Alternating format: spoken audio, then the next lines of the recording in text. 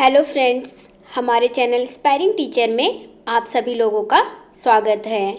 हम पढ़ रहे हैं CTET EVS NCERT notes 5th class lesson 7, 8, 9। इससे पहले हमने 1st to 6th लेसन पढ़ चुके हैं, जिसका लिंक मैं इस वीडियो के डिस्क्रिप्शन में दे दूंगी, जहां से आप पढ़ सकते हैं। तो आइए स्टार्ट करते हैं आज के नोट्स।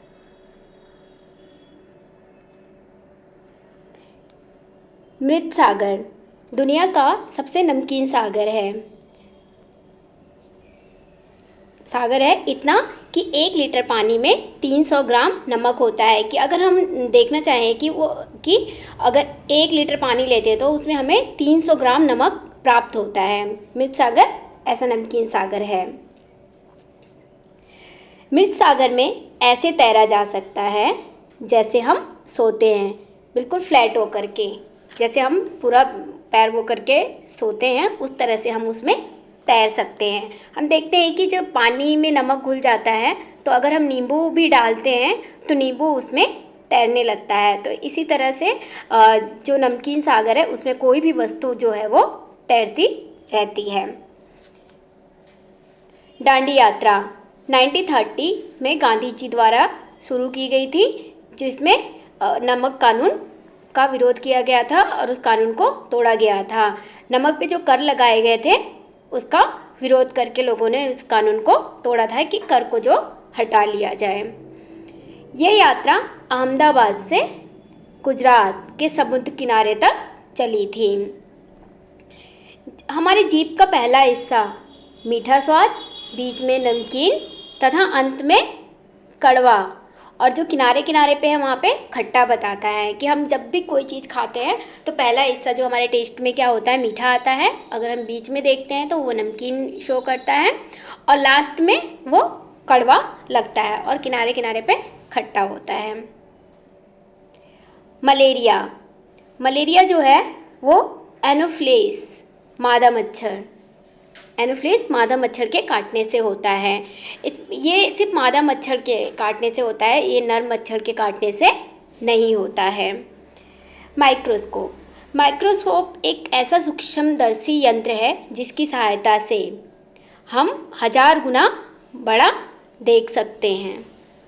उससे मतलब बहुत बड़ा हम चीज़ों को, जैसे हम वायरस, कीटाणु वगैरह देखते हैं। अगर जैसे हम दही लेते हैं, दही को बनाने समय हमें तो लगता है कि दही में कुछ भी नहीं है, लेकिन अगर हम माइक्रोस्कोप से देखते हैं तो दही में बहुत सारे जीवाणु जो हैं दिखाई देते हैं, वो भी बहुत बड़े बड़े से। मलेरिया में कैसे पहचान होती है? मलेरिया में जो बुखार होता है वो कपकपी के साथ होता है, ठंड लग के, और उसमें जो है कपकपी, बहुत ज़्यादा ठंड होती है। इससे पता चलता है कि मलेरिया हुआ है व्यक्ति को। मलेरिया जो है प्लाज्मोडियम एक प्रोटोजोआ परजीवी है जो हमारे ब्लड में घुल जाता है। उसके माध्यम से जब मादा मच्छर जो है वो काटती है तो प्लाज्मोडियम प्रोटोजोआ जो परजीवी उससे हमारे बॉडी में प्रवेश करते हैं तो वो पूरे ब्लड में इफेक्टेड करते हैं, जिससे क्या हमारा मलेरिया फैलता है। मलेरिया है जो बरसात के मौसम में मलेरिया जो है वो अधिक तेजी से फैलता है, क्योंकि जगह जगह जो है वो पानी इकट्ठा होता है और पानी इकट्ठे होने में मच्छर जो है वो ज़्यादा पनपते हैं। और मलेरिया का मच्छर ज़्यादातर क्या होता है कि गंदे पानी में ही फैलता है। मच्छरों से बचने के लिए घरों में डीडीटी का छिड़काव, पानी के जमाव से बचाव, कि जगह जगह पानी को इकट्ठा ना होने दो, और मच्छरदानी का प्रयोग किया जा सकता है कि इससे रहेगा कि मच्छर फैलेंगे नहीं, और मच्छरदानी लगाने से क्या होगा कि मच्छर हमें नहीं काटेंगे, इससे बचा जा सकता है। मलेरिया की दवाई पुराने समय में एक सिनकोना पेड़ होता था, जिससे कि उसके छाल को उबाल करके पीस के पाउडर बना करके मलेरिया के रोगियों को दिया जाता था, जिससे जो है मलेरिया को ठीक किया जाता था। अनीमिया जब होता है जब खून में आयरन और हीमोग्लोबिन की कमी हो जाती है। तो इससे क्या होता है, हीमोग्लोबिन की जब कमी हो जाती है तो शारीरिक व्यक्ति जो है वो काम नहीं कर पाता है, वो उसकी बॉडी जो होती है वो बहुत वीकनेस फील करता है, और बॉडी जब वीकनेस फील करता है तो उसकी मानसिक रूप से भी हुआ उसको प्रभावित करता है। तो इस प्रकार से अनीमिया में खून की कमी हो जाती है। आयरन, आयरन जो है अनीमिया को कम करने के लिए खाया जाता है। आयरन गुड़, आंवला और हरी पत्तेदार सब्जियां में आयरन होता है। आयरन को हम लोहा भी कहते हैं।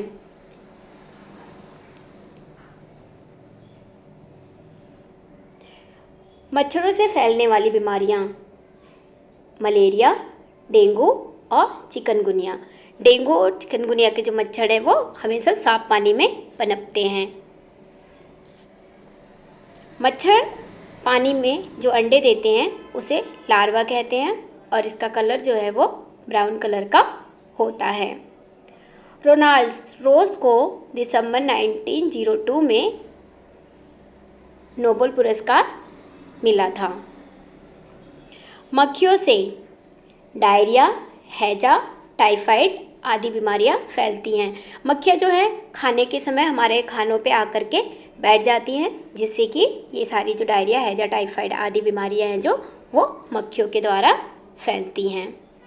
हीमोग्लोबिन, हीमोग्लोबिन का जो सामान्य रेंज है कि प्रति व्यक्ति में जो रेंज होना चाहिए वो कितना होना चाहिए, 12 से लेके 15 ग्राम एक स्वस्थ व्यक्ति में इतना होना चाहिए रेंज। मच्छरों से बचाव, मच्छरों से बचाव होने के बहुत से तरीके हैं, जैसे आसपास पानी इकट्ठा ना होने दे, गड्ढे को भर दे, अगर कोई गड्ढा है उसमें पानी बरसात का अगर भरता है तो उस गड्ढे को भर देना चाहिए। पानी के बर्तन जैसे कूलर, टंकी उसको हमेशा साफ रखें। तालाब में मछलियाँ छोड़ें, मछलियाँ अगर तालाब में छोड़ी जाएगी तो जो लार्वा है उसको है मछलियाँ जो है वो खा जाएंगी, जिससे कि मच्छर नहीं पनपेंगे। जमा पानी में मिट्टी का तेल डालें, अगर जमा पानी में मिट्टी का तेल डालते हैं तो इससे भी क्या होता है कि जो मच्छर के लार्वा होते हैं वो मर जाते हैं।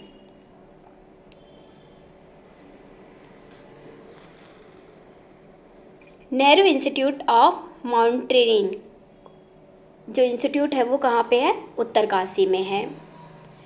ग्रुप लीडर की जिम्मेदारियाँ, ग्रुप लीडर जो है एक ग्रुप में कोई भी, चाहे वो मॉनिटर हो गया, चाहे किसी में भी एक व्यक्ति को जो है ग्रुप लीडर बनाया जाता है। तो इस हिसाब से हम देखते हैं कि क्या क्या जिम्मेदारियां होती हैं। ये हम देख रहे हैं कि पर्वतारोहण के समय में जो ग्रुप लीडर की क्या क्या जिम्मेदारियां होती हैं।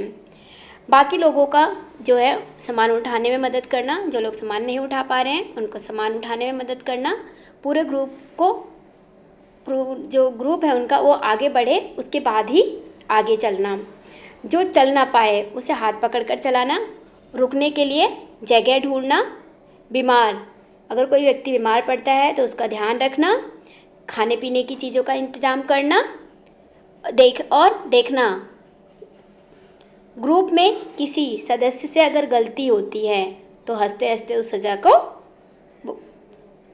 मतलब भुगतने के लिए तत्पर रहना। ये सारी चीज़ें जो है वो ग्रुप लीडर को उठानी पड़ती हैं जिम्मेदारियाँ। पहाड़ों पर चढ़ने के लिए किन किन चीज़ों की ज़रूरत होती है? पहाड़ों पर चढ़ने के लिए एक मोटी रस्सी, लंगर, हुक, कील लगे हुए जूते, दस्ताने, पानी की बोतल, खाने के पैकेट्स, ऑक्सीजन, क्योंकि पहाड़ों पर जो ऑक्सीजन है वो धीरे धीरे कम होता जाता है इसलिए ऑक्सीजन ज़रूरी है। टॉर्च, नाइट में अगर कहीं इधर उधर हम बिछड़ गए तो टॉर्च की सहायता से हम उठ सकते हैं। डायरी लेने से वहाँ पे कुछ चीज़ें जो नोट्स करनी होती है वो, सीटी की सहायता से लोगों का एक अपना आवाज़ होता है कि अलग अलग सीटी की कि उनको सचेत किया जाता है। ग्लूकोज, चलने के समय उनको पीने की ज़रूरत होती है, तथा साबुन और तौलिया, जैकेट आदि की ज़रूरत पड़ती है पहाड़ों पर चढ़ने के लिए।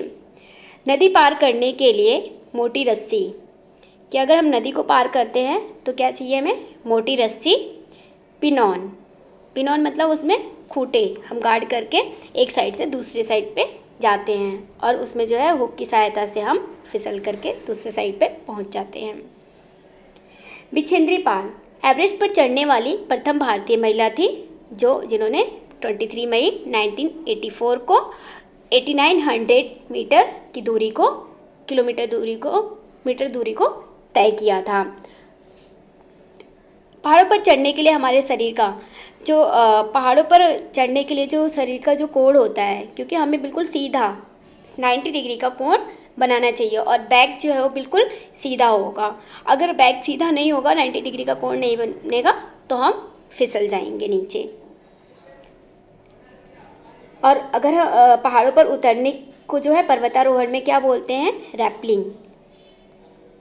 12 साल की उम्र में 4000 मीटर ऊंची पहाड़ पर चढ़ गई थी कौन? विछेंद्री पाल।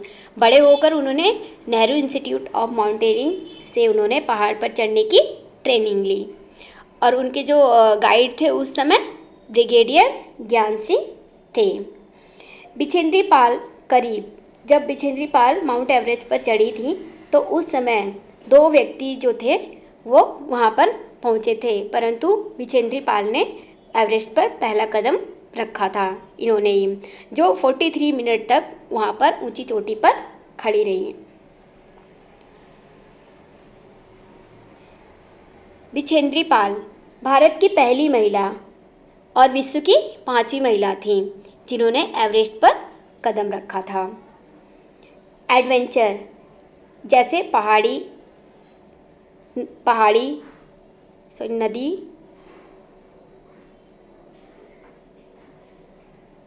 नदी पार करना है, ग्लाइडिंग करना, पैराशूट से कूदना, समुद्री लहरों पर सबकी सहायता से चलना आदि क्या है, इन सबको क्या कहते हैं?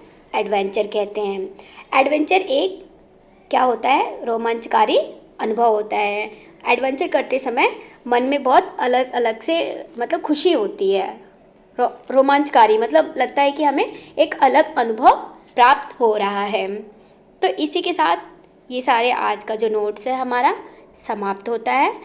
मुझे उम्मीद है कि आप लोगों को ये नोट जो है वो अच्छे से समझ आ गए होंगे।